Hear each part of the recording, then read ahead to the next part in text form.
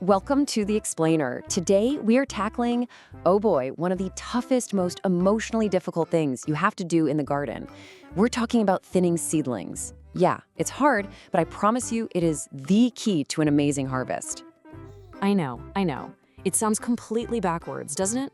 After all that work you put in, nurturing these little plant babies, getting them to sprout, and now I'm telling you to kill most of them? It just feels wrong. So let's just get right into it. Why on earth would you do this? It's a process that feels totally counterintuitive, but trust me, understanding why you have to do it is what separates a sad little garden from a super productive one. Because if you skip this step, well, you're pretty much guaranteeing failure from the get-go. All right, picture this. You planted your seeds, and a week later, boom, you've got this gorgeous, thick carpet of little green sprouts. You're feeling pretty proud of yourself, right? As you should. But, and I hate to be the one to tell you this, that beautiful sight is actually a huge red flag. It's your first sign of trouble. Yep, this is what we call thinning. And look, I get it, it feels awful, but it is without a doubt the most important thing you can do for your garden at this stage. It's the only way to make sure you don't end up with a weak, tangled, and honestly, a really disappointing mess later on. So to really get why this is so critical, you kind of have to change your mindset. You need to stop looking at that patch of seedlings as, a cute little family and start seeing it for what it really is, a battlefield. It's basically the Seedling Hunger Games. And that's the hard truth of it. If you try to be nice and let every single one of them live, nobody actually wins. Think about it. In that little garden pot, there's a limited amount of everything. Light, water, nutrients. It's a zero-sum game. And that brutal fight for survival, it's already started. Right now, your seedlings are locked in this brutal three-front war that's making every single one of them weaker. Above ground, they're fighting for light. Below ground, they're battling for nutrients and water. And all that crowding, it's the perfect breeding ground for disease. It's a trap. Let's talk about that fight for light. You'll see them start to stretch, reaching desperately for the sun, trying to get taller than their neighbors. The result? They get all leggy, super tall, skinny, pale, and just weak. There's no way a stem like that is ever going to hold up a big, juicy tomato. And believe me, what's happening underground is just as ugly. All those roots are getting tangled up into this one giant, chaotic mess. They're literally choking each other out, fighting for every last bit of food and water. In a war like that, nobody gets enough to actually grow strong. Okay, so maybe you're still not convinced. You're thinking, I just can't bring myself to do it. Well, let's take a little peek into the future, shall we? Let's look at the harvest you are guaranteed to get if you decide to be nice and skip this step. For things like carrots and radishes, it's a disaster. Without any room to bulk up, they just can't grow. You'll pull them out of the ground expecting a nice, crisp carrot, and what you'll get is this tiny, twisted, completely inedible little string. So frustrating. And your lettuce? Not much better, I'm afraid. The plants get so stressed out from all that competition that the leaves turn out small and bitter. And even worse, they'll bolt. That's when they give up on making leaves and just shoot up a flower stalk to go to seed. You'll never get a proper head of lettuce. And what about your big ticket items like tomatoes and peppers?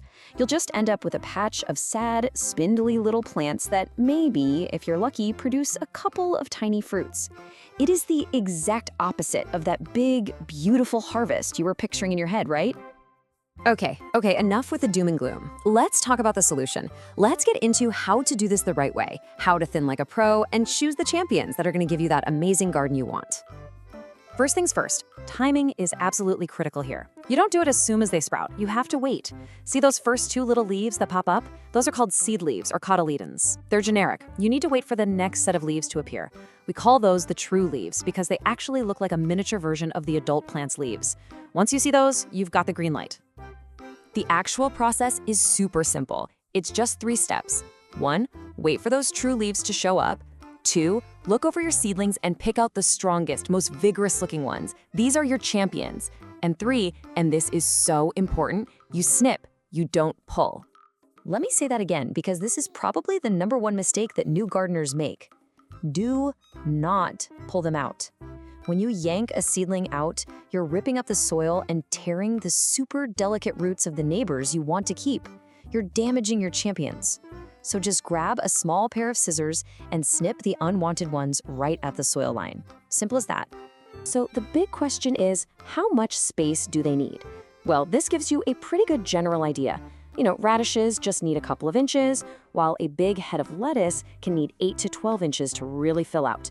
Now, you should always check the back of your seed packet for the exact spacing, but this is a fantastic guide to get you started.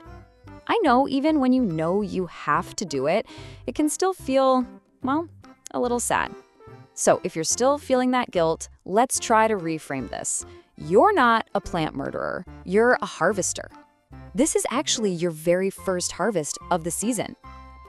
And here are 2 great ways to feel better about the whole thing. Option 1, eat them. Seriously, the little thinnings from lettuce, beets, spinach, they're basically gourmet microgreens, delicious in a salad.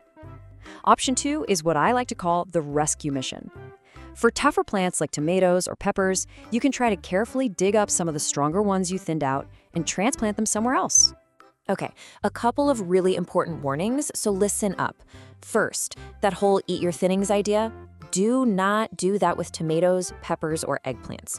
They're in the nightshade family and their leaves are toxic, so don't eat those. And second, that rescue mission, forget about it for root vegetables like carrots or radishes. It just doesn't work. The moment you disturb that main taproot, the game is over. This quote really says it all.